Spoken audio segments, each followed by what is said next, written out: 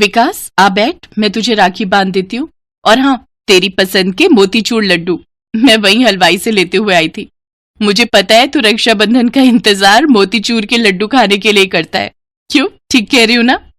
हाँ गरिमा दीदी, ये बात तो सही है, पर मैं सोच रहा था साक्षी भी आ जाती तो एक साथ ही दोनों से राखी बंधवा लेता।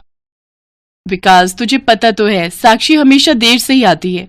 अब मैं पहले आ गई हूँ तो तू बंधवा ले, उसका इंतजार क्यों कर रहा है? कहीं ऐसा तो नहीं कि तुझे साक्षी की लाई हुई काजू बर्फी और महंगे उपहारों का इंतजार है? गरिमा दीदी कैसी बातें कर रहे हो? मैं ऐसा नहीं सोचता। मेरे लिए आप दोनों बहनें बराबर हो।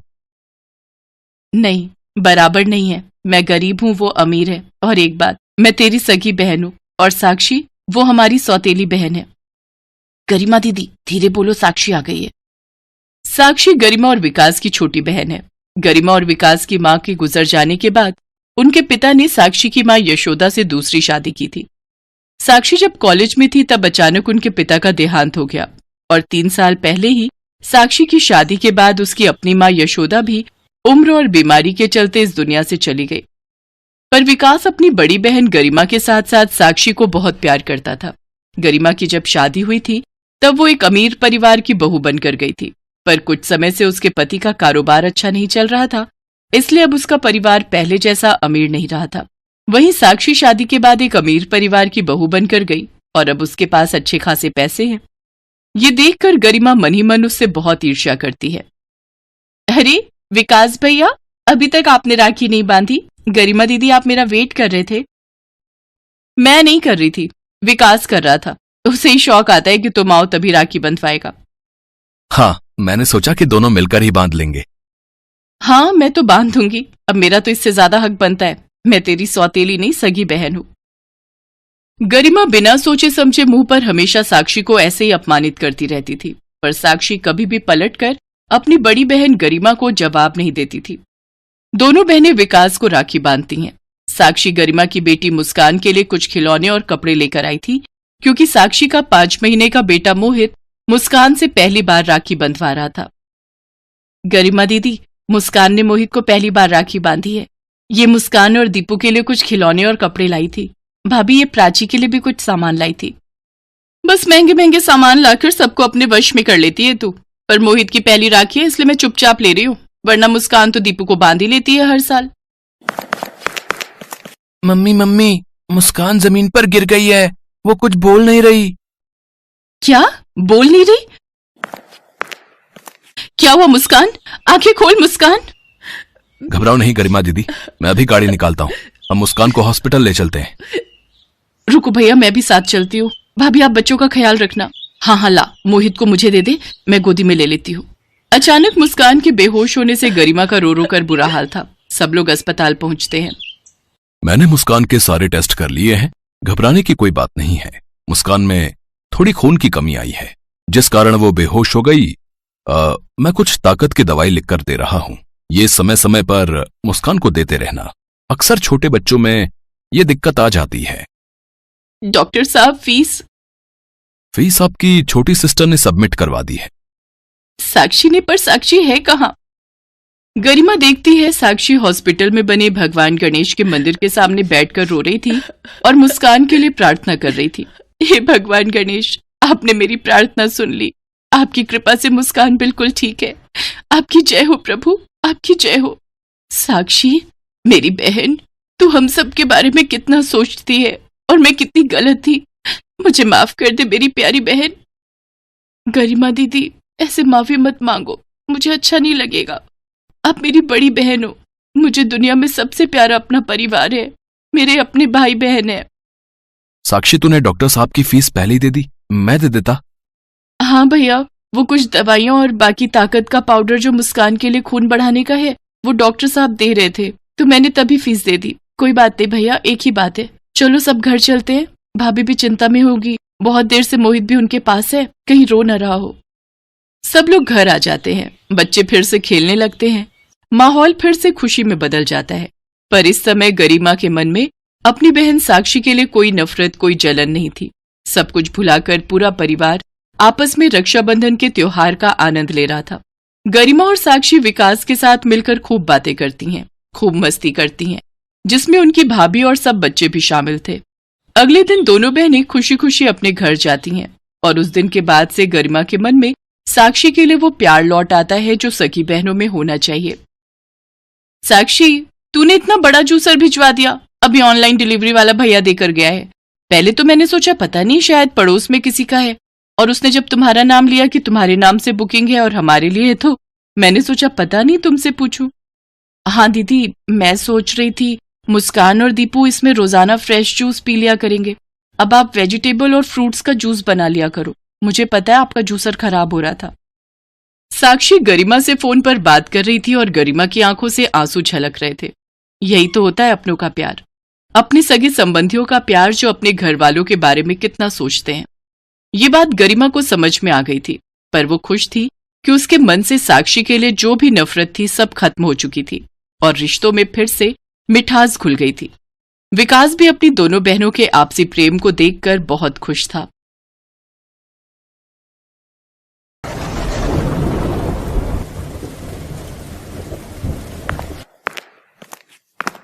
माँ उठो, माँ लो ये दवाई खा लो।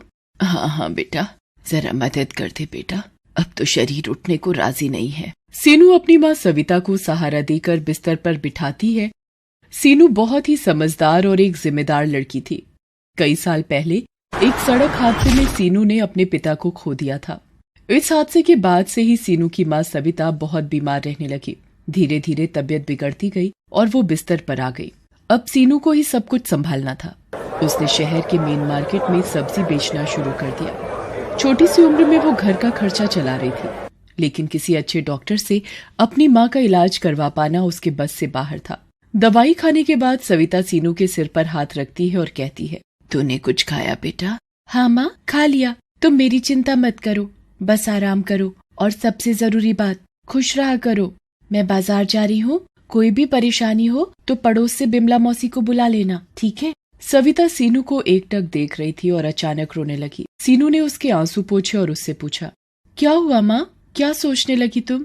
मुझे माफ कर दे बेटा, इतनी सी उम्र में तुझे कितनी मेहनत करनी पड़ रही है और मैं सारा दिन बस बिस्तर पर ही पड़ी रहती हूँ। काश तेरा कोई भाई होता तो आज हमारी ये हालत ना होती। ये कैसी बातें कर रही हो माँ? तुम बीमार हो इसलिए कुछ नहीं कर पा रही हो, और मेरा भाई होता तो वो भी यही करता जो मैं कर रही हूँ। जो है सब अच्छा है, अब तुम आराम करो, मैं चलती हूँ और ज्यादा सोचना मत। इतना कहकर सीनू सब्जियों का ठेला लेकर बाजार की तरफ चली गई। उसने भले ही अपनी माँ को दिलासा दे दिया था, लेकिन सच तो ये था कि उसे भी किसी सहारे की जरूरत थी। एक भाई की कमी उसे भी महसूस होती थी, लेकिन हालात से समझौता करना सीनू को आता था। वो सब कुछ भूलकर सब्जी बेचने लगी। तभी वहाँ एक बाइक आकर रुकी। बाइक पर करीब 22-23 साल का लड़का था, जो बाइक रोककर किसी से फोन पर बात करने लगा। अरे कैसी बातें कर रहे हो, ऐसा बिल्कुल नहीं होना चाहिए। वो सारा सामान गरीब बच्चों के लिए है, उन तक ही पहुंचना चाहिए। तुम रुको, मैं आता हूं जल्दी, फिर देखता हूं। वो लड़का आदित्य था, जो एक सॉफ्टवेयर कंपनी में काम करता था, साथ ही एक समाजसेवी संस्था से भी जुड़ा था। सीनू ने उसे देखा तो उससे बोली, भैया, ओ भैया, कुछ सब्जी भाजी ले जाओ घर के लिए, सबकी सब एकदम ताजी हैं।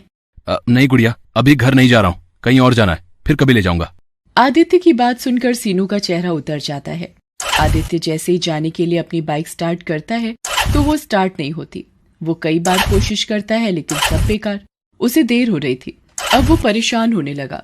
ये देखकर सीनू ने उससे कहा, भैया जी, आपने मुझसे सब्जी नहीं खरीदी ना, तो देखो आपकी फटफटिया भी बुरा मान गई। लेकिन आप चिंता मत करो, आप 2 मिनट रुको, मैं किसी को जानती हूँ जो आपकी मदद कर सकता है। सीनू आदित्य को अपनी सब्जियों के पास छोड़कर चली गई। कुछ ही मिनटों में वो अपने साथ एक मैकेनिक को ले आई, जिसकी दुकान पास में ही थी। उसने आदित्य से कहा, लो भैया, ये हैं गाड़ियों के डॉक्टर, ये सब ठीक कर देंगे। आदित्य सीनू की बात पर मुस्कुरा देता है। मैकेनिक अपने काम पर लग जाता है।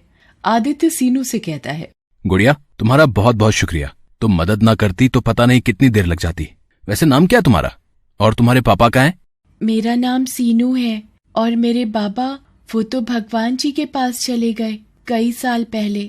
ओह, और तुम्हारी माँ, और कौन है तुम्हारे घर में? बस माँ और मैं। माँ भी बहुत बीमार है, वो तो बिस्तर से उठ भी नहीं सकती। अरे, तो तुम रोज यहाँ अकेले ही सब्जी बेचती हो? तुम्हारी मदद के लिए कोई नहीं है? नहीं भैया जी, कोई नहीं है मेरी मदद करने को। आप ही कर दो मेरी मदद, कुछ सब्जियां खरीद लो। 4 घंटे हो गए यहाँ खड़े खड़े, आज तो बोनी भी मुश्किल लग रही है। रक्षाबंधन आने वाला है, सोचा था सब्जी बेचकर जो पैसे मिलेंगे उनसे खूब सारी राखियां ले आऊंगी, तो उन्हें बेचकर और अच्छी कमाई हो जाएगी। और फिर मैं... फिर क्या? बताओ गुड़िया, क्या करना चाहती हो पैसों से? भैया, मैं अपनी माँ को पहले जैसे चलते फिरते देखना चाहती हूँ। मैंने सोचा था कि अगर थोड़ी कमाई हो जाएगी तो उन्हें अच्छे डॉक्टर के पास लेकर जाऊंगी। इतना कहते ही सीनू रोने लगती है। इतनी कम उम्र में सीनू में इतनी समझदारी देखकर आदित्य दंग रह जाता है। वो मन ही मन सीनू की मदद करने का फैसला कर लेता है। वो सीनू की सब्जियों को अलट पलट कर देखता है और उससे कहता है, अरे मैं तो भूल ही गया था, मैं एक समाज सेवी संस्था से जुड़ा हूँ, वहाँ कल गरीब बच्चों को खाना खिलाने वाले। तुम रुको जरा 1 मिनट। आदित्य तुरंत किसी को फोन लगाता है और कुछ देर बात करने के बाद सीनू से कहता है, चलो भाई गुड़िया, हो गया तुम्हारा काम। तुम फटाफट पैसे जोड़ो और मुझे बताओ, ठीक है? अभी थोड़ी देर में एक लड़का आएगा और तुम्हारी सारी सब्जियां लेकर जाएगा, ठीक है? अरे वाह भैया, आपका बहुत बहुत शुक्रिया। आपने तो मेरी बहुत बड़ी मदद कर दी। अरे नहीं गुड़िया, सब्जी तो कहीं ना कहीं से खरीदनी ही थी, तो तुमसे ले ली। वैसे अब खुश तो हो ना तुम? बहुत खुश हूँ भैया। अब आप देखना, एक से एक राखी खरीद कर लाऊंगी और उन्हें बेचकर खूब पैसे कमाऊंगी। फिर सब अच्छा हो जाएगा। खुश रहो, खुश रहो। अच्छा ये लो पैसे। लेकिन ये तो मेरी सब्जी के दाम से ज्यादा पैसे हैं भैया। भैया कह रही हो तो मैं भी छोटी बहन समझ के दे रहा हूँ, रख लो। और हाँ, ये लो मेरा फोन नंबर, कोई भी मदद चाहिए हो तो फोन करना, ठीक है? मैकेनिक ने आदित्य की बाइक ठीक कर दी थी। आदित्य सीनू के सिर पर हाथ रखता है और फिर अपनी बाइक लेकर चला जाता है। सीनू काफी देर तक आदित्य के बारे में ही सोचती रही। शाम के वक्त आदित्य की संस्था से एक लड़का आकर सीनू से सारी सब्जी ले जाता है। सीनू बहुत खुश थी। वो सारे पैसों से जाकर नए नए डिजाइन की राखियां खरीद लेती है और उन्हें अपने ठेले में सजाकर रक्षाबंधन से एक दिन पहले बाजार आ जाती है और जोर से चिल्लाती है, राखी ले लो राखी, गुड्डे वाली, फूल वाली, गोटे वाली राखी, सुंदर सुंदर राखी ले लो। सीनू कई घंटों तक ऐसे ही आवाज लगाती रहती है, पर कोई भी उससे राखी नहीं खरीद रहा था। दरअसल कुछ ही दूर राखियों की एक बड़ी सी दुकान थी, जहां सीनू से ज्यादा वैरायटी की राखियां थी। इसीलिए सभी लोग उसी दुकान से राखियां खरीद रहे थे। ये देखकर सीनू फिर से उदास हो गई थी। शाम हो गई पर उसकी एक भी राखी नहीं बिकी। वो अपनी राखियों के साथ घर पहुंची तो उसे उदास देखकर सविता ने पूछा, क्या हुआ सीनू? जाते हुए तो बड़ी खुश थी तू। क्या बताऊं माँ, पूरा दिन धूप में चिल्लाती रही पर किसी ने एक भी राखी नहीं खरीदी मुझसे। सब लोग उस रामलाल की दुकान पर ही जा रहे थे। कल रक्षाबंधन है, अगर कल भी मेरी राखियां नहीं बिकी तो क्या होगा माँ? हिम्मत मत हार बेटी, भगवान किसी को तो भेजेंगे। सीनू ने अपने सारे पैसे राखी खरीदने में लगा दिए थे।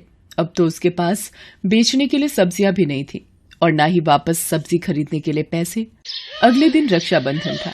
वो सुबह सुबह ही अपनी राखियां लेकर बाजार पहुंच गई। 1-2 लोगों ने आकर उसकी राखियां देखी जरूर, पर खरीदी नहीं। दोपहर हो गई थी। सीनू का सब्र टूटता जा रहा था। तभी उसने सामने से आदित्य को आते देखा। अरे भैया, आप कैसे हो आप? अरे गुड़िया, मैं अच्छा हूँ गुड़िया, तुम्हारी राखियां देखने आया हूँ और खरीदने भी। अच्छा तो लीजिए ना, ये देखिए, इस पर कितना प्यारा गुड्डा लगा है और ये फूल वाली अच्छी है ना? सीनू खुश दिखने की कोशिश तो कर रही थी, पर आदित्य उसका चेहरा देखकर सब समझ गया था। उसने आते हुए राखियों की दुकान और उसमें लगी भीड़ भी देख ली थी और उसे समझने में देर नहीं लगी कि सीनू के लिए अपनी राखियां बेच पाना कितना मुश्किल था। उसने सीनू से कहा, गुड़िया तुम बहुत छोटी हो, इतनी सी उम्र में तुम में जो हौसला है उसकी जितनी तारीफ की जाए वो कम है। लेकिन बेटा ऐसे काम नहीं चलेगा, तुम्हें कुछ और सोचना होगा। मतलब भैया मैं कुछ समझी नहीं। आदित्य उसकी तरफ देखकर मुस्कुराता है और अपनी बाइक साइड में लगाकर सीनू की जगह जाकर खड़ा हो जाता है और जोर जोर से चिल्लाने लगता है, ले लो, किस्मत वाली राखी ले लो। इसे खरीदोगे तो किस्मत खुल जाएगी, हर मुश्किल दूर भाग जाएगी। जिस भाई की कलाई पर बंधेगी ये राखी, उसकी उम्र 100 साल की हो जाएगी। ले लो ले लो ले लो। आदित्य की पर्सनैलिटी बहुत अच्छी थी। लोग उसे राखियां बेचते हुए देखकर पहले ही चौंक गए थे। ले लो ऊपर से आदित्य का उनको बुलाने का तरीका भी मजेदार था। धीरे धीरे लोग उसके पास आते गए। सीनू उन्हें राखियां बेचती गई और आदित्य इसी तरह मजेदार बातें करके लोगों को आकर्षित करता गया। कुछ ही देर में सीनू की सारी राखियां बिक गई। ये देखकर आदित्य बहुत खुश हुआ। उसने सीनू से कहा, देखा गुड़िया, ऐसे बेचते हैं सामान। सारी राखियां बिक गई तुम्हारी। नहीं भैया, सारी नहीं बिकी, मैंने एक राखी बचा कर रखी है। लेकिन क्यों गुड़िया? अभी तो तुमने एक ग्राहक से कहा कि सारी राखियां बिक गई हैं, उसके लिए नहीं बची। तुमने ये राखी उसे क्यों नहीं दी? क्योंकि ये राखी बेचने के लिए नहीं, बल्कि मेरे भैया की कलाई पर सजने के लिए है। मैं जानती हूँ कि मेरी हैसियत बहुत छोटी है। मुझे हमेशा से एक भाई की कमी महसूस होती थी। अगर आपको बुरा ना लगे तो क्या मैं आपको राखी बांध सकती हूँ? क्यों नहीं गुड़िया, मेरी भी कोई बहन नहीं है। और सच कहूं तो तुम्हें देखकर मुझे भी ऐसा ही लगा कि अगर मेरी कोई छोटी बहन होती तो बिल्कुल तुम्हारे जैसी नटखट होती। इतना कहकर आदित्य अपना हाथ सीनू की तरफ बढ़ा देता है और सीनू उसकी कलाई पर राखी बांध देती है। दोनों बहुत खुश थे। फिर आदित्य अपनी जेब से एक तोहफा निकालकर सीनू को देता है। सीनू चौंक जाती है और कहती है, अरे भैया, ये मेरे लिए? हाँ, तुम्हारे लिए ही है। अब बातें छोड़ो और जल्दी से इसे खोल कर देखो। सीनू जल्दी से अपना तोहफा खोलती है।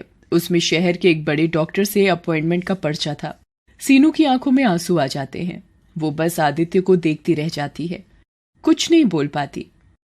तुमने जितने दुख झेलने थे झेल लिए मेरी बहन। अब तुम्हारा भाई आ गया है जो सब ठीक कर देगा।